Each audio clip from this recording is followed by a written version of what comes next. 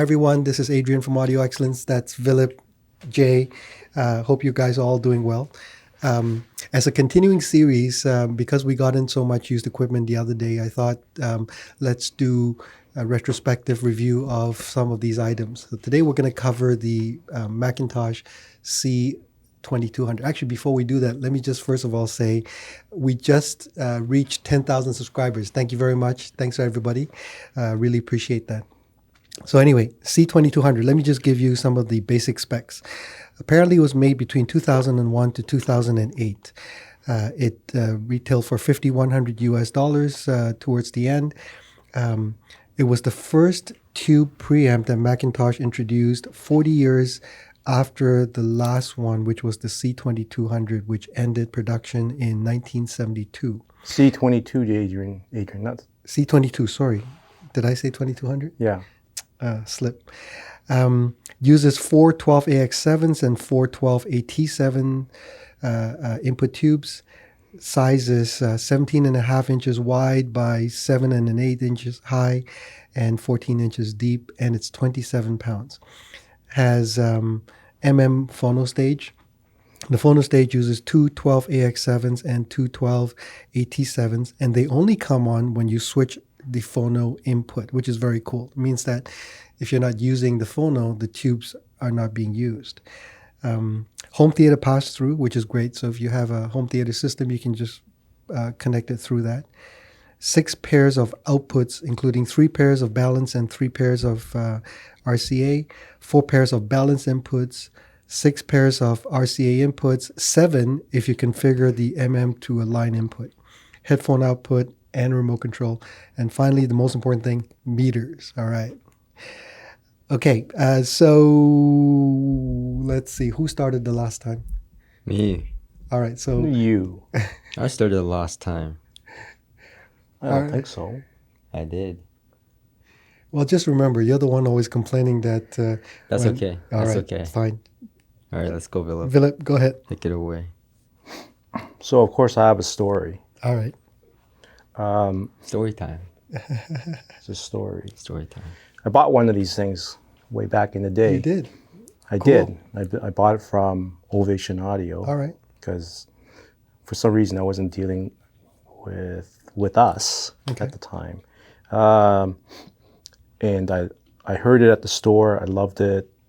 I bought one. And it remained in the box for as long as I owned it. And my idea was to set up a all McIntosh and JBL system in my living room. And I ended up procuring 2 MC2205s. I bought 2 pairs of JBL Olympuses, refurbished them to like new condition. And I used all sorts of different stuff. So both Olympuses were in my living room stacked up. And the C2200, along with an MS300 server, the first server they made, remained in the box. The server wasn't new, it was the demo, but the 2200 was brand new. I paid like $5,500 for it, and it sat in the box for about almost 5 years. I had that thing, and then I sold it. Everything stays in your box. I never listened to the one I bought, and I regret it to this day. And so when this unit came in, of course, what was the first thing I said to you, Adrian? I want to buy it. Yes. And then the first thing you said to me is, well, I think the owner already has sold it privately, and we don't get to sell this. So I was really, really, really disappointed. And well, lo and behold, we're doing a little review about it. I mean, I really like this piece. I would not call it audiophile. It has its quirks, but to me, those quirks are nice sounding. So when I first turned it on, I guess it hadn't been powered up in some time. It was awful. As most of these things are just awful. It was thin. It was really brittle sounding, and then it improved quite quickly. So one thing you will note with this, if you end up buying one of these, and they're well worthwhile getting, because the price on them is fairly reasonable for what this product is, even 20, like almost 20 years after the fact. The unit takes maybe a half an hour, obviously it'll be okay, and then within an hour it thermally stabilizes. The tubes are all going, the caps have been charged up, and it blossoms. I don't know how else to say it. It just has this beautiful kind of sound. Which speakers were you listening with? AIDAs. Yeah, same. So I had in that system the Sonus Faber We should AIDA take 2s. pictures and insert just to show the setup. Yeah. So there was no compromise in the system. We had Valhalla 2 interconnects for everything, including speaker wire, and we were using a 462, which is a very neutral, very detailed, very musical sounding amplifier. MC462, the latest from McIntosh, which has no problems with thermal stability or any lag. So that I got to hear it as well as I could possibly imagine. I mean, that's a pretty impressive system. I used Lumen T2 streamer. I had McIntosh MT5 turntable going into it.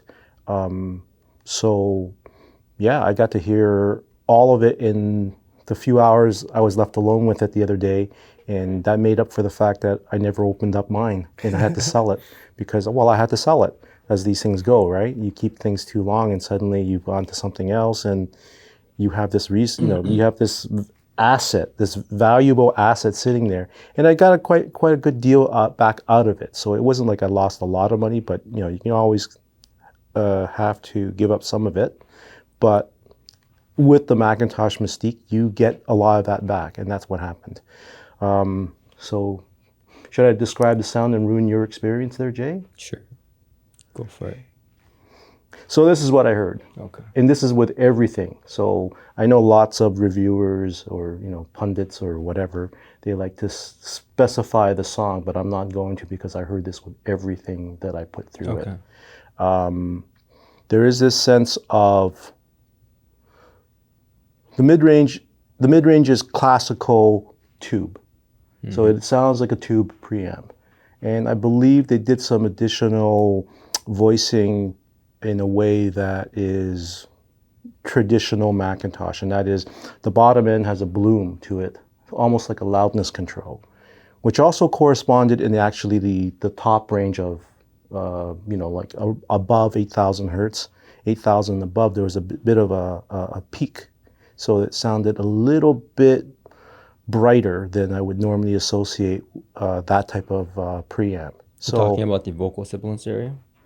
Not so much of vocals, because that's a little bit lower, but higher up with things like horns, and especially any of the hi-hats or any of the percussion instruments that are accents, right? So there was a little bit extra there to give it a bit more definition. Not something I would definitely say I would like now, particularly because I've heard better things. But at the time, I guess, to make it a bit more palatable to some of the audiophiles, they added some of these features. But the biggest thing is that it has that bloom in the bottom end. It was always there. It was like the loudness control was on, which is, typically loudness control raises the bottom and raises the top and keeps the middle untouched. And that's what it sounded like to me. But it was, at the same time, thoroughly modern. In other words, compared to newer things, it doesn't sound that different in terms of the musicality, the presentation of the soundstage, all that kind of stuff. It's just a little bit tubier because of that kind of those two humps. That's what I heard, but I still really liked it. I mean, there's nothing wrong about it, really. It's just a bit more than you would probably anticipate, because it's not dead neutral. Jay? Yeah, well, that pretty much corresponds with what I have to say, really. You guys are getting too similar. Well, it's because, I was quite surprised because the C2200 is older, and after this video, we're going to do a comparison to the C2700, which is more modern. And I was fully expecting the situation with the 1201 with the 1.25 kW. It's like, oh yeah, this is going to sound a little bit more tubey, a little bit more, laid back, softer. Yeah. So that's what I expected. And then I went in there, and thinking to myself, okay, it's gonna take me about 30 minutes to get this first impression. And the funny thing is, I owned the C2200 before, but never had it directly compared to something modern like the C2700. And so I sat there and I listened to it, and then I look at the time and it's like time to go home. So I've been there sitting there and listening for an hour. So I come out and tell Adrian, this is not easy. And the reason being was that I was switching back and forth multiple times, playing the same tracks. And we'll talk about the comparison later. But the C2200 sounded a lot more modern than I ever anticipated.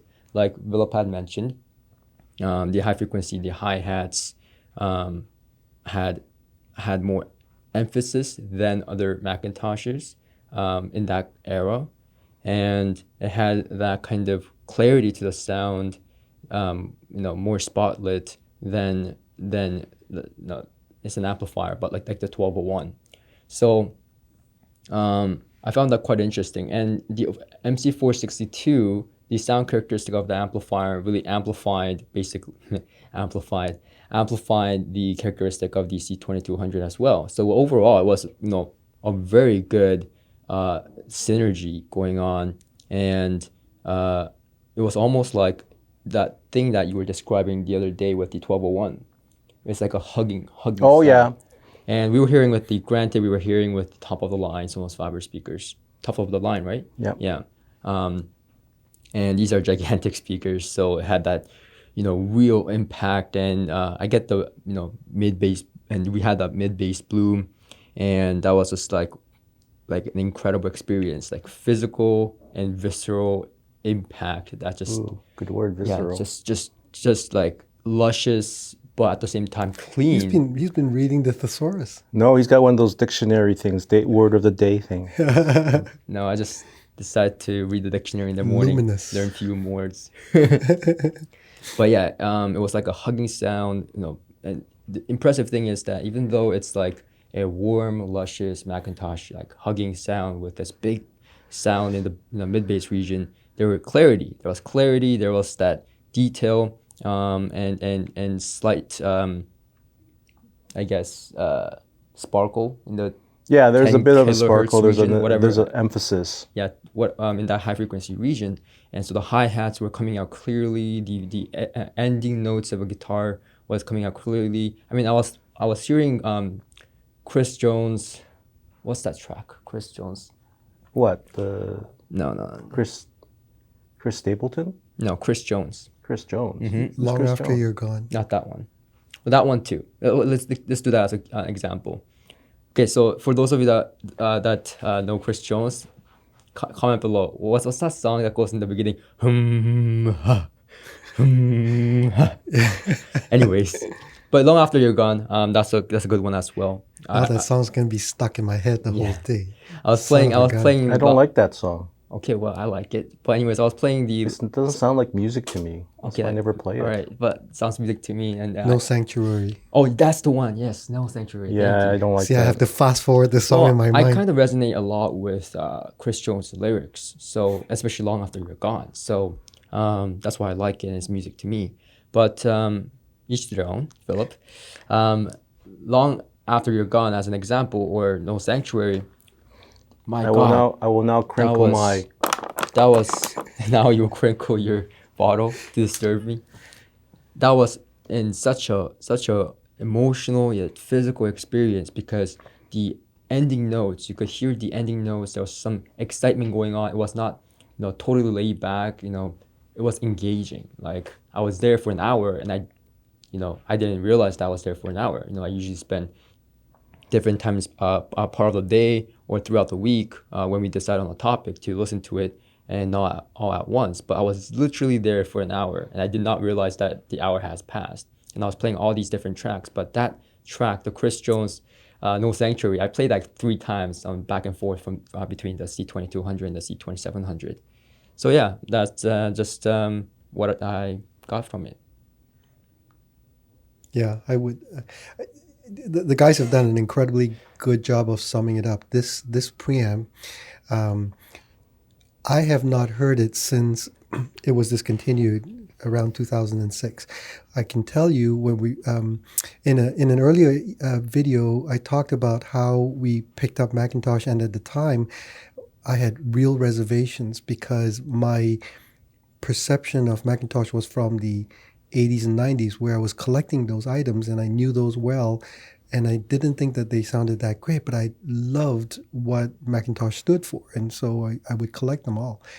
And so when we were given the opportunity to be a dealer for it, my concern was that the sound was still what I know of the 80s and 90s, and that it would not be comparable and competitive with products of the same vintage, like the really good Levinsons and Krells, and of course you have Audio Research and so on.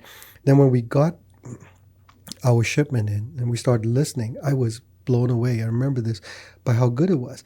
And then we started to invite clients who were looking at the competition, like the CJs and Audio Research and things like that.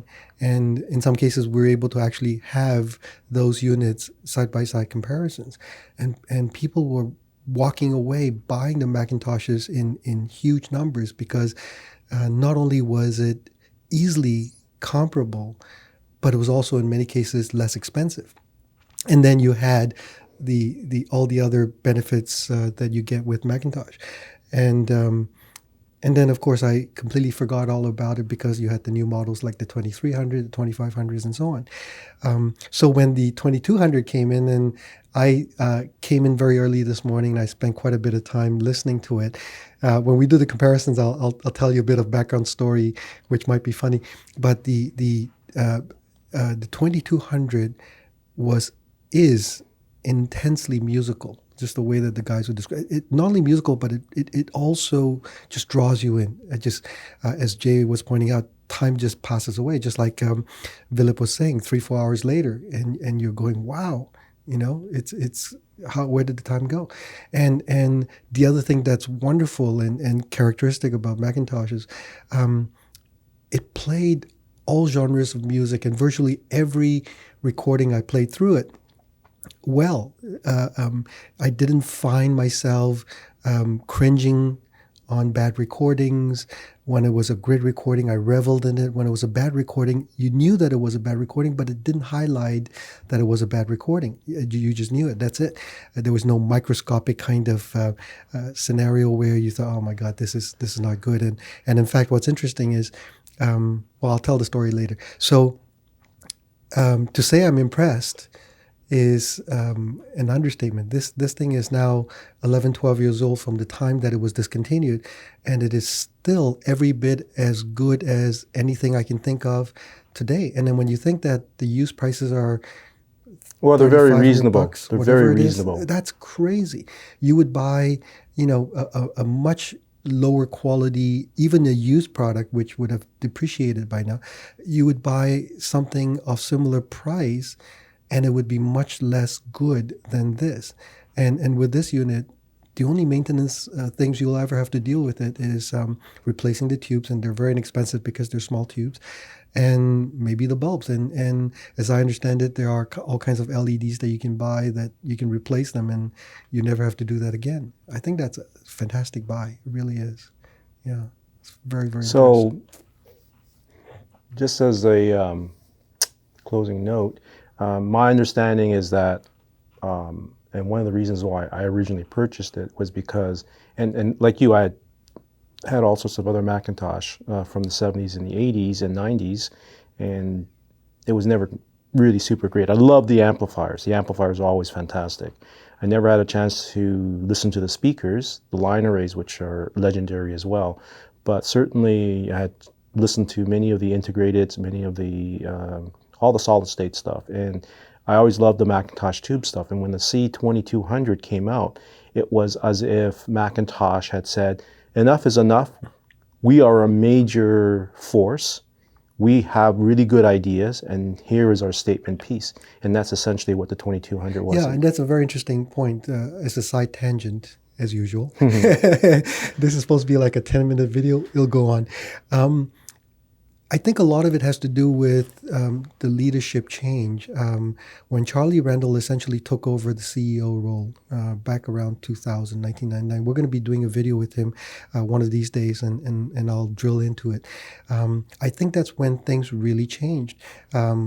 Charlie had started with the company as an apprentice and then continued through the company and eventually took over the CEO role.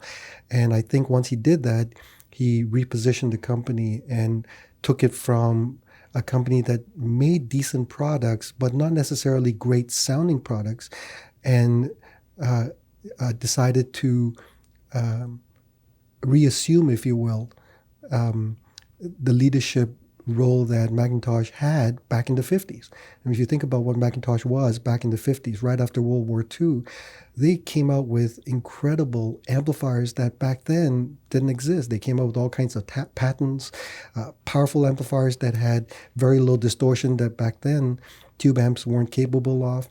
And then there was the dark age, as I like to call it, and then 2000 happened, and suddenly you started seeing McIntosh being reviewed again in high-end audiophile magazines like Stereophile. And if you read those reviews back then, just pull up a review of an MC501 or the 2200, they almost always start with, I remember my uncle had a McIntosh, and then, dentists and doctors would buy it. Funny thing is that they come into the store and that's still what they say. Yes. I remember my grandfather having this, Yes. my father having this. Yeah.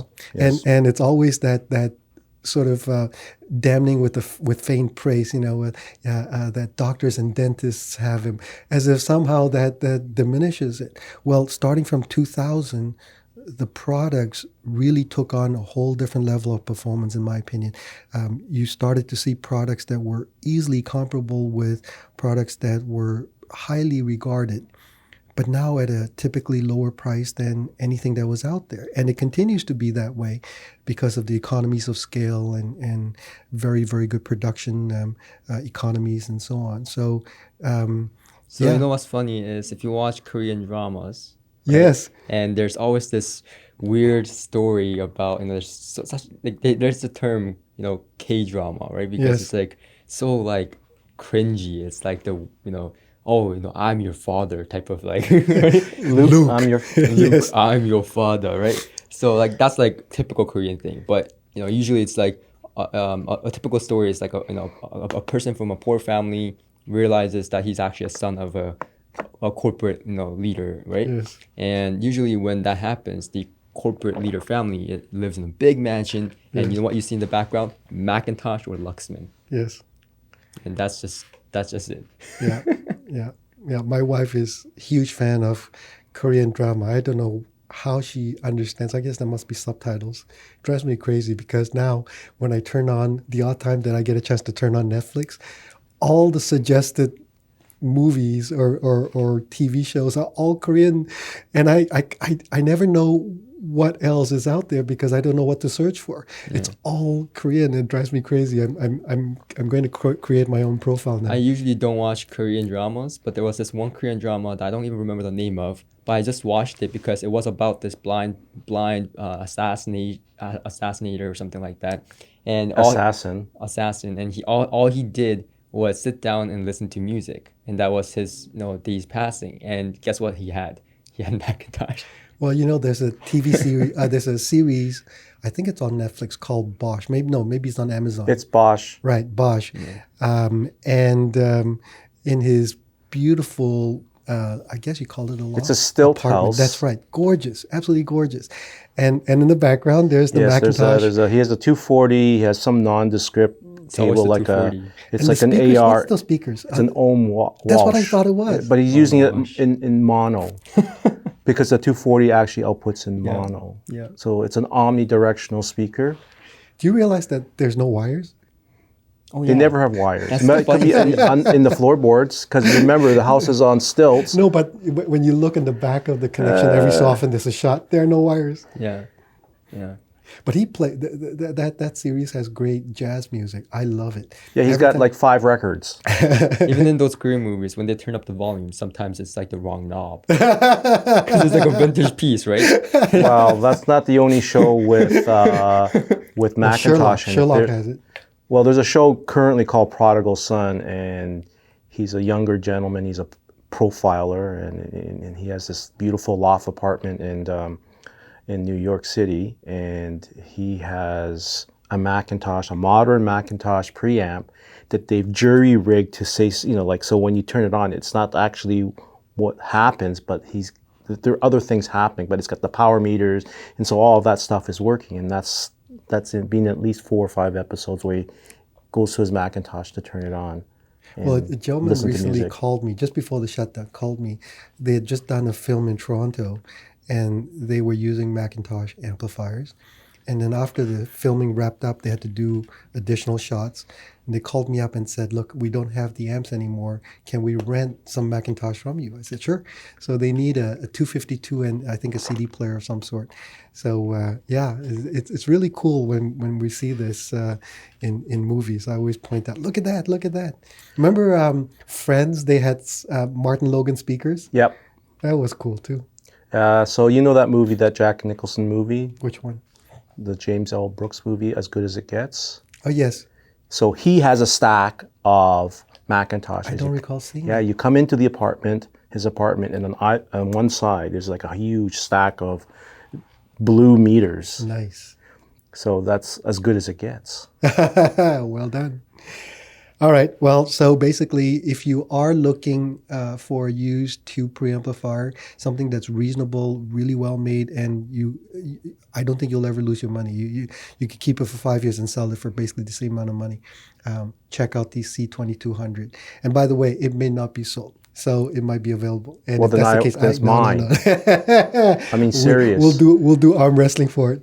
Anyway, Adrian, Philip, Jay, we'll see you again next time. Oh, by the way, if you like the video, please subscribe, turn on the notification. What else do we have to do? Give a thumbs up and share.